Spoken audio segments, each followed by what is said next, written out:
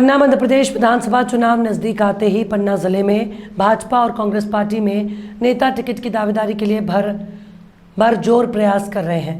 इन दिनों पवई विधानसभा में डॉक्टर अमित खरे का नाम चर्चा का विषय बना हुआ है, क्योंकि वो भाजपा से टिकट की दावेदारी कर रहे हैं और विधायक बनते ही स्टाम्प पेपर पर विधानसभा क्षेत्र में 500 बेड के अस्पताल खोलने की गारंटी भी दे रहे हैं। इतना ही नहीं, उन्होंने सीधे तौर पर कहा कि अगर भाजपा से टिकट मिलता है तो ठीक है, वरना बगावत बगैर चुनाव जरूर लड़ूंगा, जिसकी तैयारी उनके द्वारा पूरी कर ली गई। दरअसल पन्ना जिले में पन्ना, पवई और गुनौर 3 विधानसभाएं हैं, जिसमें गुनौर हरिजन सीट के लिए आरक्षित है, लेकिन पन्ना और पवई अनारक्षित है, जहां से चुनाव के पहले भाजपा और कांग्रेस में टिकट के दावेदारों की लंबी सूची सामने आ रही है। नेताओं के द्वारा क्षेत्र की जनता को लुभाने और पार्टी में अपना वर्चस्व बनाने के लिए बड़े बड़े दावे और वादे किए जा रहे हैं, जिसमें से सबसे ज़्यादा भाजपा नेता डॉक्टर अमित खरे का नाम सुर्खियों में बना हुआ है। टिकट की दावेदारी के लिए उनके द्वारा भरजोर प्रयास किए जा रहे हैं। अभी हम किस प्रकार से आप दावेदारी कर रहे हैं, क्योंकि भाजपा है, बड़े बड़े नेता ऑलरेडी दावेदारी कर रहे हैं, ऐसे में आप कहाँ गुंजाइश मार रहे हैं कि आपको टिकट मिलेगी? मैं एक्चुअली रहने वाला भी पवई विधानसभा का हूँ और 2020 से मैं लगातार कोरोना काल से लेके आज तक मैं जो समाज सेवा कर रहा हूँ। पवई विधानसभा का अगर 250 पंचायतें हैं, कोई पंचायत ऐसी नहीं है जहाँ मुझे लोग जानते ना हो, जहाँ मैंने मदद ना लोगों को की है। अब ज़रूर थोड़ा समय होने के बाद में पिक्चर में सामने आया हूँ मीडिया के सामने। अभी तक मैंने सोशल मीडिया में सारी पोस्टें करी नहीं थी। 4-5 महीने से मैं सक्रिय हुआ हूँ, ये विषय अलग है। और रही बात भारतीय जनता पार्टी की, सरकार की, तो मैं टिकट की तो मैं भारतीय जनता पार्टी को समझता हूँ कि भारतीय जनता पार्टी में शीर्ष नेताओं का बड़ा सर्वोपरि संगठन है, संगठन की चलती है हमारी सरकार में, हमारी भारतीय जनता पार्टी में।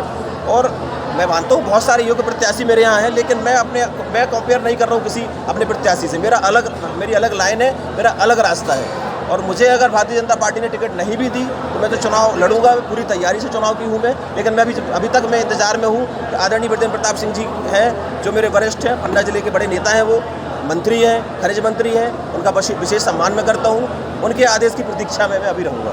उम्मीद भाजपा से है, अगर पूरी नहीं हो तो बगावत भी करेंगे। अभी शीर्ष नेताओं के साथ जो बैठक होगी और हमारे जो शीर्ष नेता, भारतीय जनता पार्टी के बड़े नेता जो आदेश करेंगे उनका मैं पालन तो करूँगा। अच्छा, अगर टिकट नहीं मिलती है तो चुनाव लड़ना तय है? अगर टिकट नहीं मिलती है तो चुनाव लड़ना 100% है। बगावत हुई भाजपा से में बात। अब इसको बगावत का शब्द अगर आप दे रहे हैं तो बात सही है, लेकिन हो सकता है कि भारतीय जनता पार्टी फिर मुझे कहीं ना कहीं अपने हिसाब से सेट करे, मैं सेट हो जाऊंगा। अच्छा, स्टाम्प पेपर दिखाया गया है? मैंने स्टाम्प पेपर पे इसलिए लिख के दिया कि लोगों को कहना था कि लोग सोचते हैं ना स्टाम्प पर लिख के दो बोली, तो फिर मैंने स्टाम्प पे ही लिख के दे दिया मैंने, और वो भी मैंने पत्रकारों को लिख के दिया है। आम पब्लिक को जाके लिख के दूंगा मैं कुछ नहीं उखाड़ पाऊंगा मैं आम पब्लिक का। लेकिन मुझे पता है कि जिस दिन अगर मैंने ये गलती की तो पत्रकार मुझे बीच चौराहे पर नंगा कर देंगे।